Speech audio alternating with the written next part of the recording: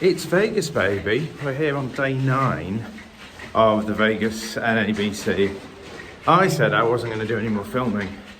We were in the 3-day Keohane Swiss and we made it through day 1 comfortably in the end. We were through with a match to spare. Had a small loss in our last match, but we finished 13 VPs ahead of the cutoff. So we got a moderate carryover. I don't actually know what a carryover is. And we're here on day 2, and I thought, oh, this is fine. Still 48 teams left. We're not behind screens or anything. It'll still be hand-dealt boards. No, it's duplicated today. And although you might think, Steve, that's what you want, I didn't realise that, so I left my camera in my room, and we've already played the first set. Yeah, that is what I want, but I do not understand why, if it's okay to duplicate today, it's not okay to duplicate yesterday. No idea. Like, the event's getting more serious, so you duplicate the boards, but if the event isn't serious, why are you hand shuffling boards anyway? Why can't you just always have duplicated boards? Where the hell am I going? Oh, sorry. It just baffles me, America. It baffles me. Like, there's 48 teams in play. And in the Soloway, when they're in the Soloway knockouts, is that, oh, okay, missed it. When they're in the Soloway knockouts, they have a different duplicate set for every match. And sometimes there are like 16 matches. So they can print, you know, they have the manpower to print many different sets. And here they're just printing one set several times. If you want a bit of integrity, why not print 4 sets? And then every match will play a different one of the 4 sets, but randomly. So some matches will play the same boards as other matches. But just having hand records and allowing you to discuss boards with people who've also played the same board just makes bridge more fun. I don't think you'll find anyone who doesn't agree with that statement. Playing a hand that someone else has played allows you to discuss it and enjoy bridge a bit more. So, yeah, anyway, so I had to go back up to the room. Ooh, I need to press the button to go to the button. Okay. And teammates may or may not have scored up without me. Now, my guess is we will lose heavily on this board. Our opponent, I'll just show you the full hand, bid precision style to 7 diamonds. Very good bidding. And before he asked for kings, he sat and thought for a while. And he worked out that he could make 13 tricks opposite the king of spades. He knew a partner had ace king to 4 diamonds, and he knew partner had 10 to 12 points. That's what they had. So partner had a balanced hand with 10 to 12 points, no heart fit, and 4 diamonds. So he asked about the king of spades. His partner, well, asked about kings. His partner showed the king of spades. And now the east hand in the picture knows he can count 13 tricks opposite reasonable breaks. So if you just look at the east-west hand, how do you make 13 tricks in diamonds? Well, I led the diamond at trick 1. They won it. They unblocked the clubs. They crossed to a diamond in dummy and roughed a club. They crossed to a spade in dummy and roughed a club. So now the east hand has got no diamonds left. They then played ace king of hearts, roughed a heart. As long as Ewan couldn't over rough, they were home. They now cashed their last diamond, throwing their 3rd spade away, and their hand side have got winning hearts and the ace of spades with the ace of spades to get there. So that was just really good bidding. And from a logistical point of view, when you're looking for slams or grands, especially for grands, where you need to be able to count to 13 tricks, give partner what they've got, and you can even, if you're accurate with your bidding, you can work out roughly what partner's cards are, shape and that sort of stuff. And you can play the hand in your mind before you bid it, which is what this man did before he asked for kings. If opposite a single king, because partner can't have 2, because he's limited his hand, if opposite a single king, 13 tricks is impossible, he wouldn't have even asked for kings. But he worked out that opposite the king of spades, he had play for 13. He asked for it, they bid it. So that won't be good. I think we have one. We have some plus positions, but like that's a grand slam, so just got to hope teammates are at least 6. But I guess if teammates are only in game, then it might not be too bad. Like it'll be like 2 bad boards that kind of combine together, and Toulouse is just 17 or whatever. So we're wandering back. Our teammates, because I didn't film yesterday, did I? Our teammates are Ari and Pavel. I will show you them. They may or may not be the thumbnails for today's video. And tomorrow's, if we make it, it is a 3-day Swiss. So we are looking to try and make the last 24 teams, which will be tomorrow. So, morning, Gavin. That's Gavin Woolpert, everyone. Hello, hi. He's very good, very nice, very complimentary to my videos, even though he didn't know me when I first started. So, watch his stuff, he's good. And I will let you know the results of our match when we've scored it. Teammates had sorted their hand wrong on the 7 diamonds hand. They put 2 hearts in with their diamonds, so they thought they had ace king 6 diamonds, and ended up getting to 7 diamonds as well, flattening the board, and we win the match because we had, like I said, we had some other plus positions. We've also won match 2 subject to an appeal. So I don't really know. There was a misexplanation in our teammates' auction, but they bid a no-play game.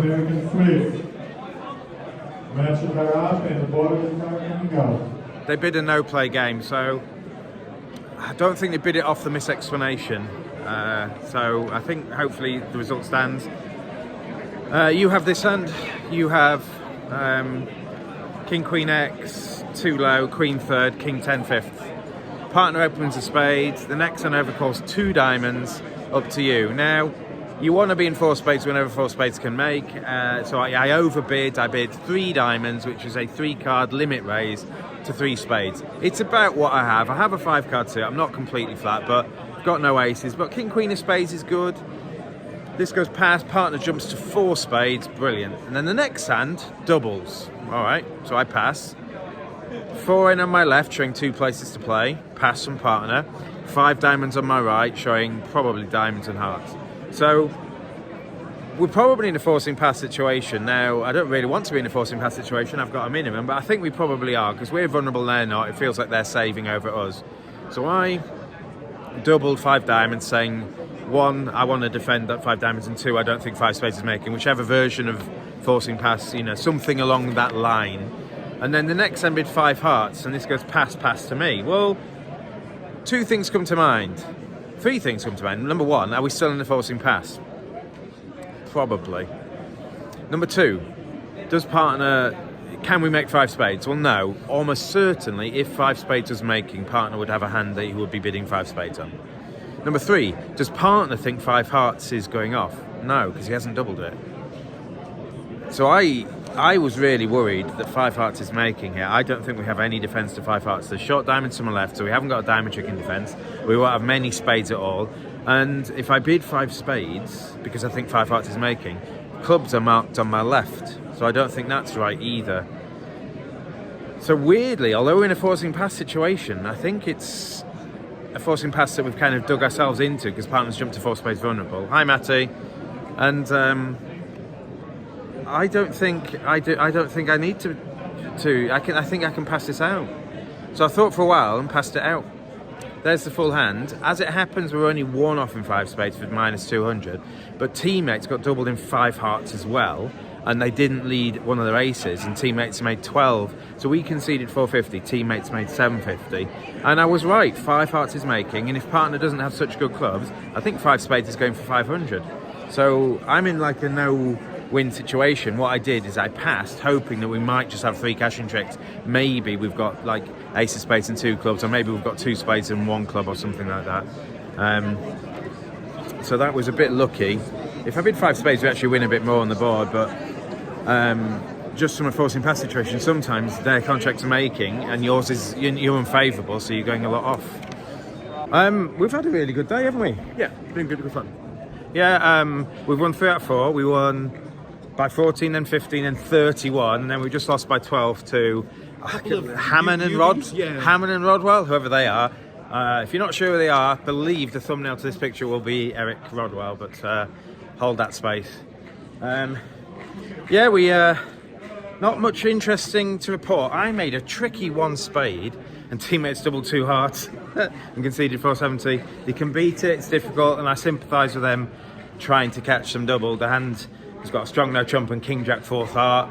He's under the bidder, but he's got nowhere to go. So spades is a frozen suit, and so whoever plays spades loses out. And at my table, I made them play spades twice to make one spade.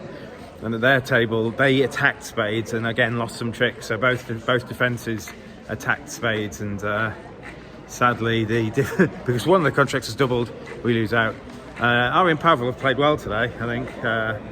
We had a good set, and yeah, do we have any interesting hands from, not from that set, but maybe the previous set? I thought the first board of the day was a great board. That one? 7 diamonds. Oh yeah, I've done that one. Okay. Yeah, I've done that. I've done the first 2 matches. So, all right, I'm waiting for you. And can I think of anything interesting that came about?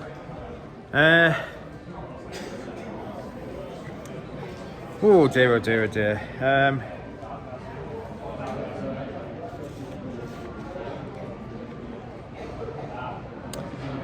No. So I'll come back with maybe some more hands later.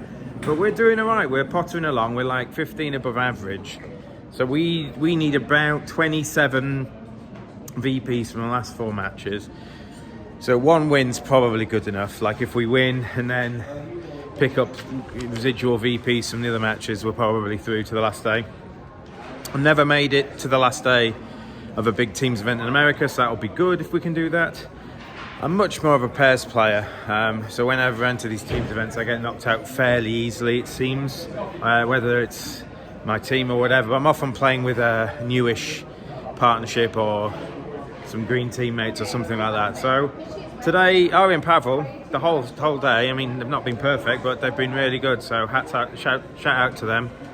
And it's been enjoyable too. I've had some really nice friendly matches today, where we make a joke, you know me, I make bad jokes, and I've made quite a few, and the opponents have been chortling along with me and making jokes back. So we're going for a bagel, is that right? It's a bagel. It's a bagel, and we're hoping not to get any bagels in the afternoon session. We're now 5 matches down, come back from lunch. We were like 9th, 8th or something, going into round 4, and we won that by 12. It's coming close to the point where we're almost qualifying for the next day. It's not certain yet. If we get blitzed 3 times, we're not going to come close, but we don't need many more VPs from the last 3 matches. We need like 14 from 3 matches, so that's 4 and a bit a match. So any win's probably good enough, and maybe 2 draws or 2 slight losses, and then the last match is the pressure's off. I don't really like the last match being a pressure situation. It's not conducive to good bridge. I'm better now, but there's nearly always someone on the team who gets nervous, and it's you don't play the same. So hopefully it doesn't happen to me. Hopefully we're in with a match to spare, and hopefully we have a decent carryover for tomorrow. We've won 4 out of 5 today, so we're doing pretty well. For some reason they've got tables here. This is the kind of this is like the lobby area. And someone's shushing us all, but this is where you stand. We've walked out the our playing area. Why have you got tables over there? And we're just being shushed by the director. So I've moved back a bit. I'm still going to talk because you need to know. You can hear that. It's a microphone now. You can hear. You need to hear what I want to say because that's why you watch these videos. I'm going to show you a hand Ewan played in 3 spades. It's an interesting hand to make it, I think. It was the only board we lost imps on in that set. The rest we did pretty well. They bid a bit too much and we kept beating them by 1, and that feels good. Like when they've not overbid, but when they've pushed it, we beat it, and they've pushed it and we beat it. That feels like some of that's going to be at worst flat. And teammates didn't push it, either of them, so we got +6/+6 on both those boards. So I'm going to show you a board. I can't remember which one it was. Come in your tag. I just say hi. This guy beat me up when he played against me. Never again. Never again. Yes. They beat us by 100 imps at the end of that match, but we did win a set against him. That is Zia Mahmood. Yeah. So Ewan was playing 1 in 3 spades. I think it's an interesting hand to make it. They defended well actually to give us a chance. Hi everyone. Lots of people jumping in. So yeah, we're gonna do that one, and then we're back for 3 more matches. Like I said, we just want to be in with a match to spare. That's the goal. I'm not meant to film in this room, but we won again. We've had such a tough run of matches. So I told you the match run before lunch. Now we've had De Boyne, then we had part of the English Open team, and then we have David Golden Zia, and we've won all 3 matches after lunch. we're like second or third or something overall. We're going to have a decent carry for tomorrow. We're already through. Yeah, I had. Maybe I'll tell you at the end of the video. So have a think about this one and make your guess now. You get to 3N here, and Dummy goes down with. What were your spades? Sod all. Too low. King Jack tight. Ace King third and Ace King to 6. And you can see what I had in my hand. I have 2 low hearts and so on. So they lead the 2 of hearts to trick 1 against. They went to spade 2 clubs, 2N, 3N. So I've shown spades, you and shown clubs, and they lead the 2 of hearts, playing fourth best. So you have to decide what you play now, and if you get this wrong, I think you lose the match. So have a think about which is the card you would play, and I'll tell you at the end of the video. So this was a hand played in the very last match of the day. We were in 3rd place when we were playing the Swedish national team, who were leading by quite a way. We played them yesterday or the day before, in the very first match, and beat them. So we've already beaten them once, so maybe we can beat them again. And you hold this hand, and it's a long auction.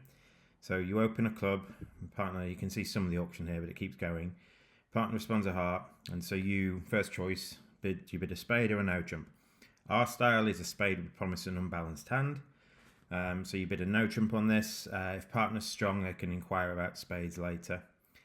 Which they do. They bid 2 diamonds, which is game forcing, just a game forcing hand. And over this, you're effectively just bidding up the line. If I had 3 hearts, I'd show them. If I didn't have 3 hearts, but if I had 4 spades, I'd show them, and so on. So I bid 2 hearts to say, I've got hearts with your partner, and partner bids 3 hearts. Well, this sets the suit, and 3 hearts is stronger than 4 hearts. So partner could have just bid 4 hearts, knowing we've got a heart fit. So 3 hearts is like at least a mild slam try. Now, although you haven't got really good hearts, you've got 3 aces. So you're more than delighted to cooperate here. You bid 3 spades, and partner bids 3 no trumps, which is a serious slam try. So it basically says, I'm serious about slamming. So here, once partner's serious about slamming and you've got 3 aces, you know you're going to be in slam. But don't fall into the habit of, when you know you're going to be in slam, being the one to bid key card. Now, how many tricks can you count in slam? 3. Yeah, you don't know what partner's got. You don't know what your shape is. He could have 7 or 8 hearts. You don't really know what's going on. Partner will know much more if he asks you for how many key cards you've got and you can show your 3 aces, than you will work out by bidding key card for partner. Let's say you ask key card for partner and partner shows you that we've got them all. Partner's got ace, king, queen of hearts. Well, how many hearts has he got? You don't know. So even if you can find some kings out, you don't know how many tricks you've got because you don't know how many hearts partner's got. So don't bid key card in this sort of hand, even though you're probably going to go to slam if partner signs off. So you bid 4 clubs as a Q bid, and partner bids key card. So I'll just reveal the rest of the auction, sort of.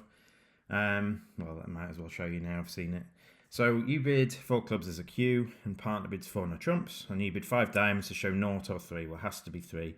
You've queued twice. One of them must be an ace, mustn't it? And partner can probably work out from his hand, maybe he's got like the king of spades or the king of clubs or something, and partner knows that you've got 1 ace, which means you must have all 3. So partner over this bids 5N. And what do you do? Well, you can see what I have done. I'm going to try and talk you through the logic. Partner's bid 5N, saying we've got all the key cards, I'm looking for extras. Now, if partner should know you haven't got a king, because you've limited your hand to 14. You've got 11 to a poor 14, which is how we play it. This is about as good as 14 as you can. If you had a 5-card suit, you'd probably upgrade it.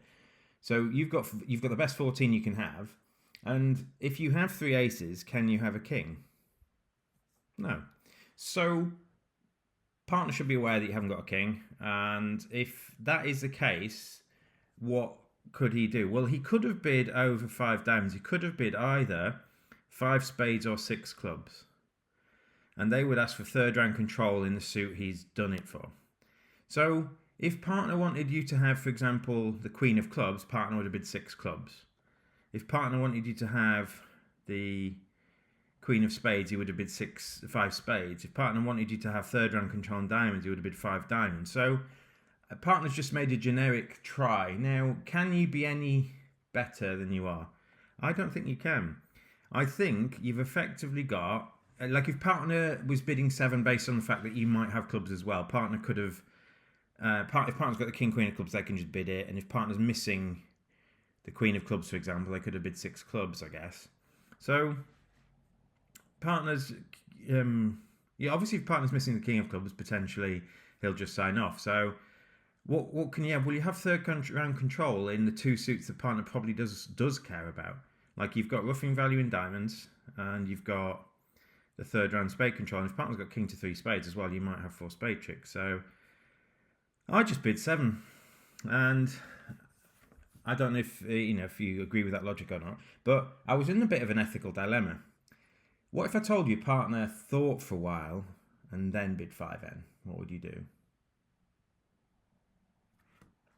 What if I told you partner bid 5n really quickly? What would you do? And partner did one of those 2 things. So I had to be ethical here, and I had to try and find a reason to punish my partner. And I bid 7. My partner bid 5n quickly, and I think that might indicate that he hasn't thought about whether I can have a king or not. He's just asking for kings. He says, "Oh, we've got all the key cards. I'll ask for kings," and he hasn't considered the fact that I can't have one. And because he bid it quite fast, I think, well, that's probably the case. So can I justify bidding 7 to ethically punish my partner? And I think I can justify bidding 7. So the good news is it wouldn't have made this video if I didn't bid 7, because my partner made it. So here we go. Here's the play. Ewan is playing it as North, and you can see that if North had king x of spades and king to 3 diamonds, we'd have made it would be 13 top tricks. You just rough a diamond in my hand and you're there. So with king x of spades and king 3rd diamond, if you can picture that, we have 13 top tricks with a diamond rough. As it is, we don't have 13 top tricks necessarily. Now we do have spades break, but that's about the only realistic line you can take, I think. There is an extra chance. There's 2 extra chances we'll talk about at the end. So how do you plan this? Well, you count your tricks. You've got 3 spades, 6 hearts is 9, 2 diamonds is 11, and the ace of clubs is 12. You don't have any finesses to take, not necessarily anyway. So your only realistic chance off the top is spades 3-3. So partner wins the spade and starts drawing trumps. Draws another trump, and East throws a spade away, which is what happened at the table. Now, that's probably a bad sign. Now, would East throw a spade if they had 4 originally? No, they've probably got 5 originally. The jack of spades looks like it's from length. It's a weird lead from jack 10x, or a weird lead from jack x. It's a weird lead from jack to 3. And they won't have thrown a spade from jack 10 to 4. So this looks like they've got 5 spades now. So what are your chances to make it now? What extra chances have you got? Well, my partner played it fairly quickly. He just drew some trumps and did something called a Vienna coup. What you're aiming to do is you're aiming to squeeze East in the black suits. If East does have if spades are 3-3 originally, it doesn't really matter what you do. Like maybe East has thrown a spade away thinking it doesn't matter. So if spades are 3-3, you're still going to make it, but you've got an extra chance if East also has the king of clubs. But what you need to do for the squeeze to work is you need to unblock your clubs. You need to get rid of the ace of clubs, so dummy hasn't got anything they need to keep in clubs. So Ewan played a club to the ace. He then played ace of diamonds, diamond to the king. And now he's in a position where he can try and squeeze East. He's going to play 3 more hearts, and from dummy he's going to throw 3 clubs. So the last 3 cards in each hand will be king x of spades and the queen of clubs in the north hand, and ace to 3 spades in the south hand. And East, if they have originally 4 or 5 spades and the king of clubs, they can't keep them all. So it goes heart, heart. And East is a good player. When they play the last heart, East knows they need to keep the spades. So through the king of clubs, and my partner could claim making 13 tricks. And it allowed us to beat the runaway leaders. Not by many imps, because there were other boards in the match that swing it back. If we just go back to the full hand, I think when they lead the jack of spades, I think it's probably better at trick 1 to not waste the queen of spades. There is another legitimate line to make it that we talked about at trick 1, and that's if East does have 5 spades. Because at trick 1 is West played the 7 of spades. Now can you see what happens if we just undo that and we play the queen? I can't do that, I need to see all the hands. let's not do that. Let's. You can see now, if we play the low spade at trick 1, we can now later play the 9. East has to cover, you win, and now you can finesse. When West shows out, you can finesse the 8 of spades. So that's another way you could have made it. So it is a cold contract. The squeeze makes it cold. The Jack of Spades lead makes it cold in a different way. And obviously, if spades are 3-3, or if North had a slightly different shape in the pointed suits, we would have made 13 tricks. So there you go. If your told partner bids a slow or a fast 5-end, does it change your mind? It shouldn't do. Because if it does change your mind, you're being unethical. So I was trying my best not to be, and luckily got rewarded. We just played the Swedish national team that we played yesterday again, and you'll have just seen a board by Ewan where he made 7 hearts. Bit lucky, he played it very well. Bit lucky to be in it, I think. Just a fantastic day. This is probably, in terms of the calibre of people we've played against, David Goldzia, De Bruyne, lots and lots of national teams, Rodwell and Hammond at the other table, Ben and Stefano from Britain. They played for England last time England played in something big. It is the toughest day of bridge I've ever had. And tomorrow we're back at it. My guess is most of the teams we were playing through the day will have made it, because we were near the top. We were playing other teams near the top, and they will have also made the final day. So we're through. We were in 3rd place before we played the last match. We beat them narrowly, beat them by 2 imps, and we'll probably still be 3rd because they were like 15 ahead of us or something. They've been winning their matches by more than we have, but we won 7 out of 8 today. It's just crazy. It's honestly crazy. Yeah, just crazy. I'm going to leave you with this one, just to sum up how like sometimes you run well, and this is a run well one. This is your hand and dummy. You are playing in 1 no trump. You open, it goes pass, pass, pass. You open a no trump, it goes pass, pass, pass. They lead Queen of Hearts. And dummy goes down with, just remembering my hand was, I can't even remember. I've got some small spades, I've got ace doubleton heart, I've got the ace of diamonds and ace king to 4 clubs. So something like that. I think maybe it's 3, 2, 4, 4. Anyway, so you're into 1 end and they lead the Queen of Hearts. Count your tricks.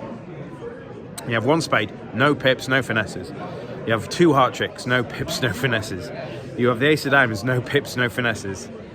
So that's 4 tricks outside clubs, which means you need 3 club tricks. So very quickly, I work out I need a safety play in clubs.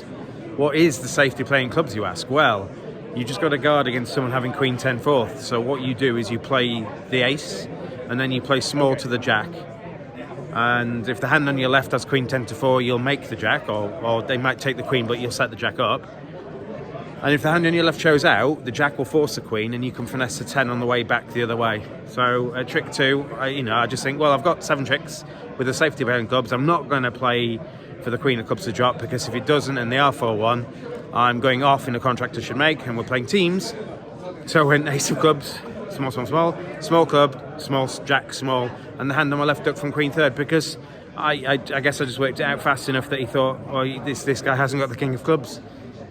So it just sums up our day. We win an imp, or well, we actually won 6 on the board, but like we just gained an extra trick we'd not deserved to, just because, we're in the zone. So I'm going to introduce you to the teammates. You happy being on camera, Pavel? This is Pavel. How's it gone today? Very nice. Very nice. Tough match, wasn't it? Most of them. Oh, and I'm going to introduce you our other teammate. Pavel's from Poland, and our other teammate is Ari. Ari from Finland. Would you like to say hi, Ari? Hello, everybody. How's it gone today? Oh, great night. Yeah. Oh, Great evening, day, everything.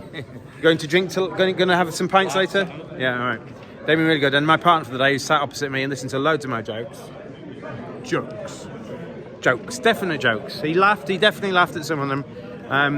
It's been really good. So we'll be back tomorrow. We're behind screens again. I've made the final day of every event I've played in this national. So this national's been a really good national for me, which is good because I was on a bit of a rut, I think. I was not doing so well. And Ewan's a newish partnership. Steve Bowie, never played with before.